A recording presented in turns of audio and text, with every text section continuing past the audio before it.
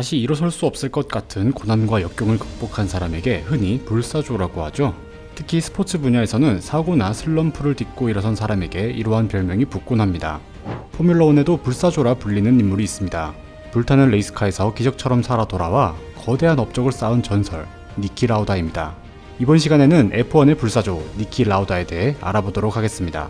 모터프레스가 전해드리는 재미있는 F1 이야기 지금 시작합니다. 먼저 니키 라우다에게 왜 불사조라는 별명이 붙었는지 알아볼까요? 때는 1976년 독일 그랑프리입니다. 당시 독일 그랑프리가 열리던 곳은 뉘르부르크링 노르트슐라이페, 흔히 녹색지옥이라고 잘 알려진 트랙이었죠. 트랙의 높은 난이도에 더불어 비까지 내리는 상황에 니키 라우다는 선수들의 안전을 보장받을 수 없다며 트랙의 위험성을 알리고 보이콧을 시도했지만 경기는 강행됐습니다. 니키 라우다는 2랩을 달리던 중 고속 코너에서 미끄러지며 벽에 충돌했고 그의 레이스카는 즉시 화염에 휩싸였습니다. 그리고 뒤따라오던 브렛 룽거가 라우다의 레이스카를 들이받으며 상황은 더욱 악화됐죠. 이때 하랄트 에르틀, 가이 에드워즈, 브렛 룽거, 아르투로 메르차리오 등 4명의 선수들이 자신들의 레이스카를 멈추고 불에 타고 있던 라우다에게 달려왔으며 목숨을 걸고 라우다를 구출했습니다. 훗날 라우다는 그 당시를 회상하며 메르차리오가 직접 차에 올라타 내 안전벨트를 풀고 나를 끌어냈다. 어떻게 그럴 수 있었는지 믿을 수 없었다. 시간이 흘러 메르차리오를 만나 어떻게 그럴 수 있었냐고 물었더니 잘 모르겠고 안전벨트를 푸는 게 너무 힘들었다 하고 대답했다. 이렇게 밝혔습니다.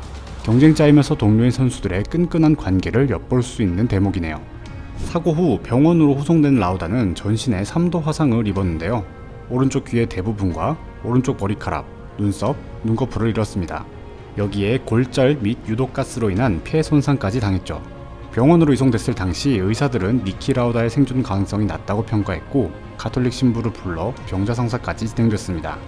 그러나 니키 라우다는 기적처럼 살아남았습니다. 그는 강렬한 회복 의지와 함께 사고 6주 후 이탈리아 그랑프리에 참가하는 모습으로 모두를 놀라게 했습니다. 이때 화상이 채 낫지 않은 몸으로 얼굴에는 붕대를 감은 채 레이스를 진행했죠.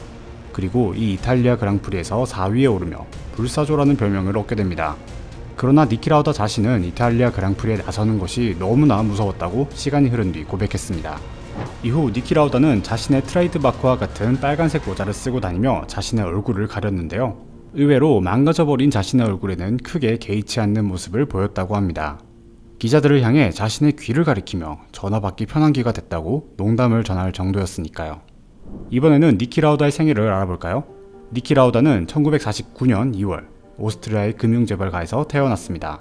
니키 라우다는 1966년 독일 그랑프리를 보고 F1 선수가 되겠다는 꿈을 키웠습니다. 하지만 니키 라우다의 가족들은 니키가 가업을 잇길 바라며 모터스포츠에 뛰어들겠다는 그의 뜻을 극렬히 반대했죠.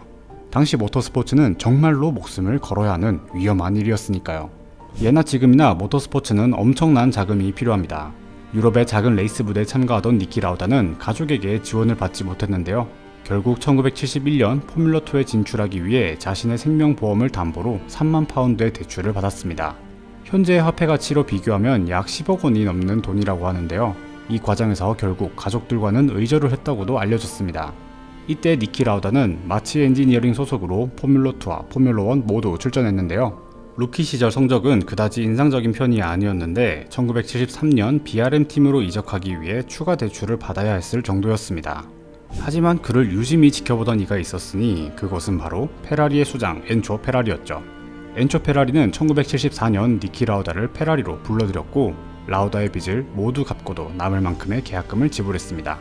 니키 라우다는 권위적인 모습으로 유명한 페라리에서 그들의 레이스카에 어마어마한 독서를 남길 정도로 강단이 있었고 이적 첫해 4위로 마무리했죠. 그리고 1975년 처음으로 챔피언 자리에 올랐고 1976년 팀메이트인 제임스 헌트에게 밀려 2위, 다음 해인 1977년 다시 1위에 올랐습니다. 1976년에 그가 챔피언 자리를 놓칠 수밖에 없었던 이유는 시즌 마지막 경기였던 일본 그랑프리에 참가하지 않았기 때문입니다. 당시 레이스에서 많은 비가 예정됐고 라우다는 이번에도 안전을 이유로 경기 중단을 요구했습니다. 특히 사고 후유증으로 눈이 잘 보이지 않았고 눈썹이 다 타버렸기 때문에 땀이 눈으로 들어가는 상황이었다고 알려졌는데요. 심지어 비가 내리면 그의 시야는 엉망이 되는 게 분명했죠. 그런데 FIA 입장에서는 챔피언이 결정되는 마지막 경기를 취소할 수 없는 노릇이기에 경기는 강행됐습니다. 결국 니키 라우다는 일본 그랑프리를 포기했고 단 1점 차이로 제임스 헌트가 그 시즌의 챔피언을 가져가게 됐습니다.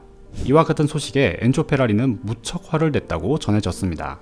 전폭적으로 지지했던 니키 라우다가 레이스를 포기한다는 것은 엔조 페라리의 입장에선 이해할 수 없었던 것이죠.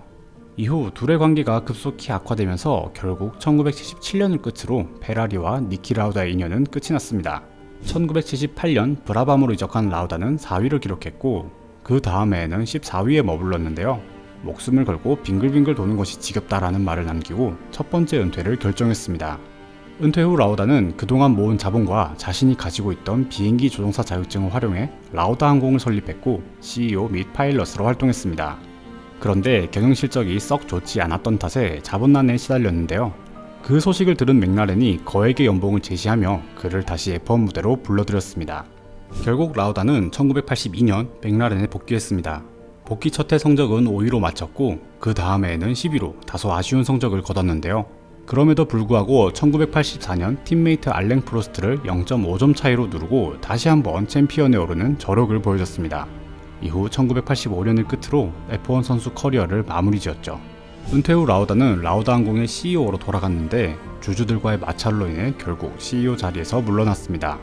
하지만 2003년 니키 항공을 설립하며 항공 사업에 다시 도전했으나 니키 항공 역시 인수 및 파산을 반복하는 등 순탄치는 못했다고 하네요. 이후 니키 라우다는 2012년부터 메르세데스 F1 팀의 비상임 회장을 맡아 꾸준히 패독의 모습을 드러냈습니다. 그가 메르세데스에서 이룬 주요 업적은 2013년 루이스 해밀턴을 데려온 것으로 꼽힙니다. 여러분도 잘 아시는 것처럼 루이스 해밀턴은 이후 F1 무대를 완전히 정복했죠. 이와 더불어 메르세데스가 강팀이 되기 위한 초석을 다진 인물이라는 점에 대해서는 큰 이견이 없는 편입니다. 그리고 2019년 5월 20일 니키 라우다는 인플루엔자 후유증으로 세상을 떠났습니다. 그의 장례식에서는 F1의 주요 인사 등 300여 명이 참가했는데요. 라우다의 사망 직후 열린 모나코 그랑프리는 그를 추모하는 분위기 속에 진행됐습니다. F1의 모든 크루 및 선수들은 그를 추모하는 의미의 빨간 모자를 쓰거나 레이스카 혹은 헬멧에 그를 상징한 요소를 그렸습니다. 특히 메르세데스는 헤일로를 빨갛게 도색하며 그를 추모했습니다. 불사조 그 자체인 니키 라우다의 이야기는 지난 2013년 러시 더 라이벌이라는 영화로도 제작됐는데요. 혹시 아직 이 영화를 보지 않은 F1 팬들이 계신다면 이번 주말에 감상해보시는 것은 어떨까요? 지금까지 모터프레스 조영규였습니다. 감사합니다.